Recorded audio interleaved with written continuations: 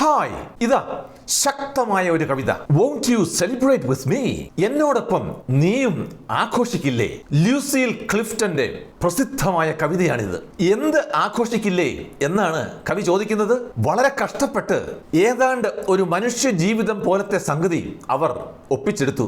ഇത് നമുക്കൊന്ന് ആഘോഷിക്കാം എന്നാണ് അവർ പറയുന്നത്. ഓർക്കണം, അവരുടെ ജനനം വളരെ ദയനീയമായ സാഹചര്യങ്ങളിലായിരുന്നു. ഒന്ന്, അവർ വെള്ളക്കാരിയല്ല, മാത്രമല്ല ഒരു സ്ത്രീയും. അപ്പോൾ കറുത്ത വർഗക്കാരിയായ ഒരു സ്ത്രീ 1960കളിലെ അമേരിക്കൻ ചുറ്റുപാടിൽ കറുത്ത വർഗക്കാരുടെ, പ്രത്യേകിച്ചും ഒരു സ്ത്രീയുടെ ജീവിതം അത്ര സുഖമുള്ളതായിരുന്നില്ല. എന്നാൽ നമ്മുടെ കവി തീരുമാനിക്കുന്നു എന്ത്? തനിക്ക് എന്തെങ്കിലും ഒന്ന് ആകണമെന്ന്. അങ്ങനെ അവർക്ക് പറ്റാവുന്ന രീതിയിൽ ഏതാണ്ട് ഒരു ജീവിതം അവർ കെട്ടിപ്പടുത്തു. തനിക്ക് ലഭിച്ച പരിമിതമായ ഇടത്തിൽ ഒതുങ്ങി നിന്നുകൊണ്ട് അവർ ജീവിതം തുടങ്ങി.